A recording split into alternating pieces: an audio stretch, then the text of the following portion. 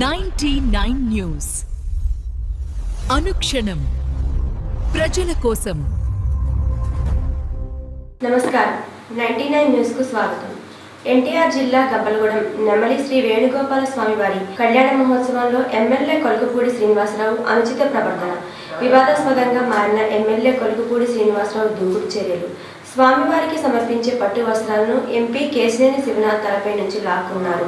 సంయమనం పాటించి భక్తుల మధ్య కూర్చొని స్వామివారి కళ్యాణ మహోత్సవాన్ని నిర్వహించిన ఎంపీ కేశినేని శివనాథ్ దంపతులు. దళిత ఎమ్మెల్యేపై ఆగని కుల వివక్ష.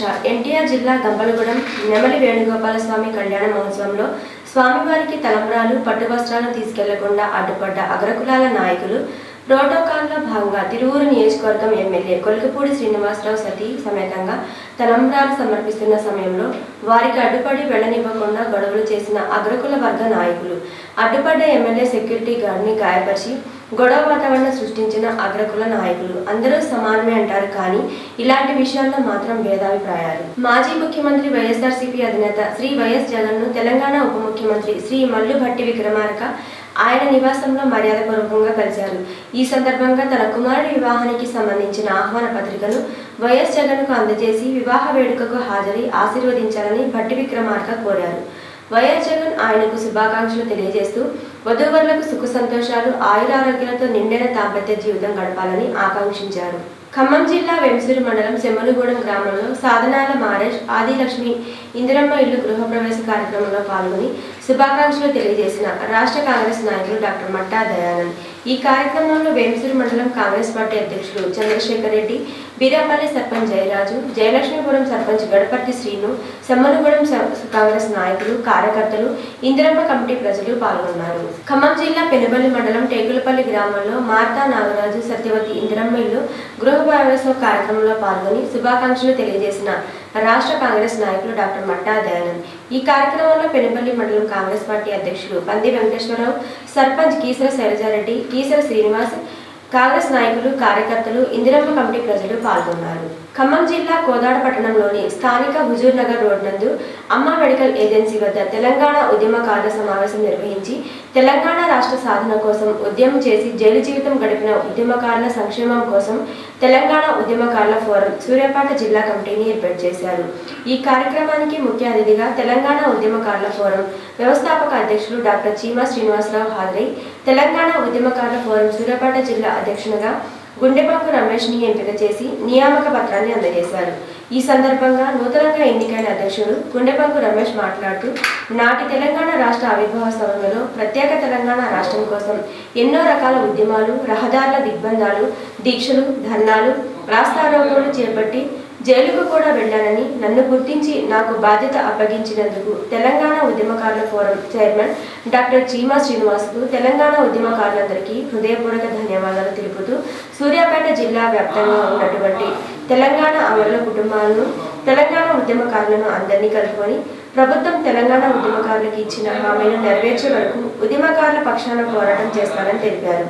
ఈ కార్యక్రమంలో తెలంగాణ ఉద్యమకారుల ఫోరం సూర్యాపేట జిల్లా నాయకులు ఆవుల రామారావు, తోటపల్లి నాగరాజు, మట్టపల్లి శ్రీనివాస్ తదితరులు పాల్గొన్నారు. CPI ML new democracy Bhadradri Kothagudem Khammam సంయుక్త జిల్లా కమిటీ ముఖ్య కార్యకర్తల సమావేశం ఖమ్మం జిల్లా కేంద్రంలో ప్రగతిశీల మహిళా సంఘం పిఓడబ్ల్యూ జిల్లా నాయకురాలు బట్టు లలిత అధ్యక్షతన జరిగింది. ఈ సందర్భంగా CPI ML new democracy Bhadradri Kothagudem Khammam సంయుక్త జిల్లా కమిటీ కార్యదర్శి Kandagadla Surender, CPI ML new democracy Khammam town నాయకులు యలమతి కళాధర్ మాట్లాడుతూ, మహోపాధ్యాయులు లెనిన్, స్టాలిన్ల నాయకత్వాన 1917 అక్టోబర్ 17న జారిస్ట్ రష్యాలో సోషలిస్టు విప్లవం విజయవంతమైందన్నారు. ఇది ప్రపంచ చరిత్రలో విజయవంతమైన మొట్టమొదటి కార్మిక విప్లవం. దీని ప్రభావం ప్రపంచపు పలుమూలల్లో ఉన్న కార్మిక, కర్షక, బడుగు జీవులపై పడి వివిధ దేశాల్లో ఉంటున్న బ్రిటిష్ వ్యతిరేక ప్రవాస భారతీయులను కదిలించిందన్నారు. విదేశాల్లో ఉన్న భారతీయులకు 1918లో నే సోవియట్ అన్నారు. ఇలాంటి వాళ్ళు ఇండియాలో కమ్యూనిస్ట్ పార్టీ ఏర్పాటు గురించి ఆలోచించారన్నారు.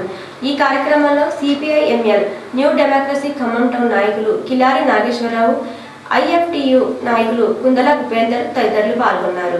రాష్ట్ర అధికార ప్రతినిధి రాచమల్లు శివప్రసాద్ రెడ్డి కుమార్తె వివాహ రిసెప్షన్ వేడుకకు హాజరు కావాలని కోరుతూ ప్రొద్దుటూరు మండలం రామాపురం గ్రామంలో వైఎస్ఆర్సీపీకి చెందిన కుటుంబాలకు రాచమల్లు ఆశీస్సులతో వస్త్రాలు పంపిణీ చేసి ఇంటింటికి ఆహ్వానం పలికిన ఆ గ్రామ వైఎస్ఆర్సీపీ నాయకులు ప్రాప్తం యాకోబు. ఈ కార్యక్రమంలో ఆ గ్రామానికి చెందిన వైఎస్ఆర్సీపీ కార్యకర్తలు పాల్గొన్నారు. అడ్వకేట్ మురళీమోహన్ చిన్న కుమార్తె ఎంగేజ్మెంట్ కర్నూలు BAS ఫంక్షన్ హాల్లో హాజరైన మాజీ మంత్రి వర్యులు YCP Singanamala in charge Sailajanath, YCP రాష్ట్ర కార్యదర్శి తెర్నేకల్ సురేందర్ రెడ్డి, అడ్వకేట్ వెంకటస్వామి మురళీధర్ రెడ్డి, ఒంగోలు సీనియర్ రాజకీయ నేత బాలినేని శ్రీనివాసరెడ్డి ఉగాది రోజు వైఎస్ జగన్మోహన్ రెడ్డి సమక్షంలో వైఎస్ఆర్సీపీలో చేరికలు ఖరారైంది.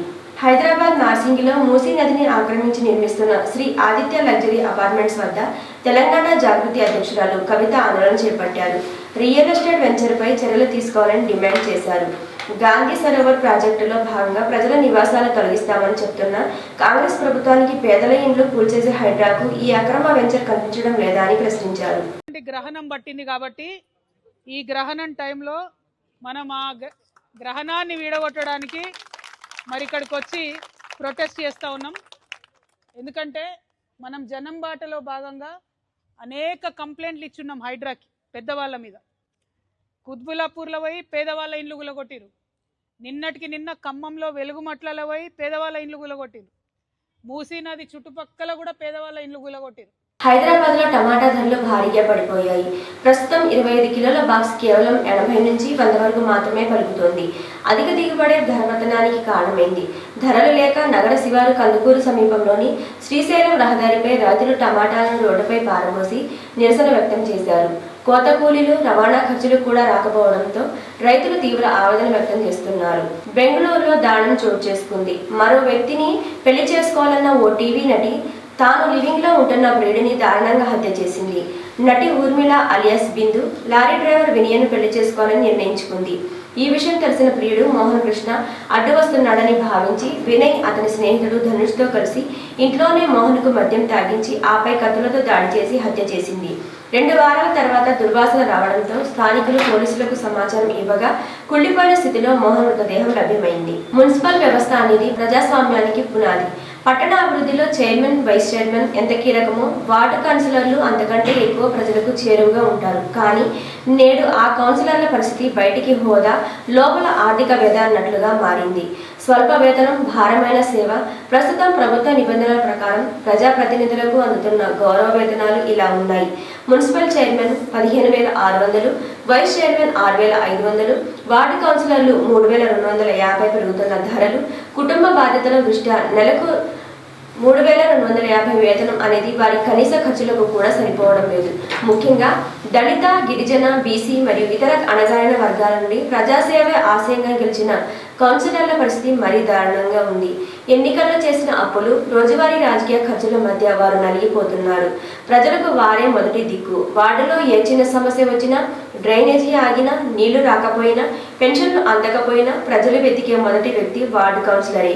తెల్లవారుజాము నుంచి అర్ధరాత్రి వరకు ఫోన్ కాల్స్, క్షేత్రస్థాయి పర్యటనలతో వారు గడుపుతారు. సొంత పనులను, కుటుంబాన్ని పక్కన పెట్టి ప్రజల కోసం తిరిగే వీరికి ప్రభుత్వం ఇచ్చే ఈ గౌరవ వేతనం వారి త్యాగానికి తగిన గుర్తింపుగా లేదన్నది చేదు నిజం. సత్తుపల్లి అభివృద్ధి, మౌలిక వసతులతో పాటు ఉపాధిపై దృష్టి. సత్తుపల్లి పట్టణాన్ని ఆదర్శంగా తీర్చిదిద్దడం కేవలం రోడ్లు, డ్రైనేజీల నిర్మాణంతోనే పూర్తి కాదు. ఎన్నికైన ప్రజాప్రతినిధులు పట్టణ యువతకు ఉపాధి అవకాశాలు కల్పించడంపై కూడా దృష్టి సారించాలి. పారిశుద్ధ్య మెరుగుదల, యువతకు స్థానిక పరిశ్రమలు లేదా శిక్షణ కేంద్రాల ద్వారా ఉపాధి, అణగారిన వర్గాల జీవన ప్రమాణాలు పెంచడం, ఇవి జరిగినప్పుడే ప్రజలు ఉంచిన నమ్మకానికి నిజమైన సార్థకత లభిస్తుంది. ప్రభుత్వం స్పందించాలి. ప్రజాసేవ అనేది త్యాగంతో కూడుకున్న పని అయితే ఆ సేవ చేసేవారు ఆర్థికంగా కుంగిపోకుండా చూడాల్సిన బాధ్యత ప్రభుత్వంపై ఉంది. కౌన్సిలర్ల గౌరవ వేతనాన్ని సమీక్షించి కనీస జీవన ప్రమాణాలకు అనుగుణంగా పెంచాలి. అప్పుడే నిజాయితీ గల నాయకులు రాజకీయాల్లో నిలబడగలరు. ప్రజాస్వామ్యం మరింత బలోపేతం అవుతుంది. 99 న్యూస్ అనుక్షణం ప్రజల కోసం.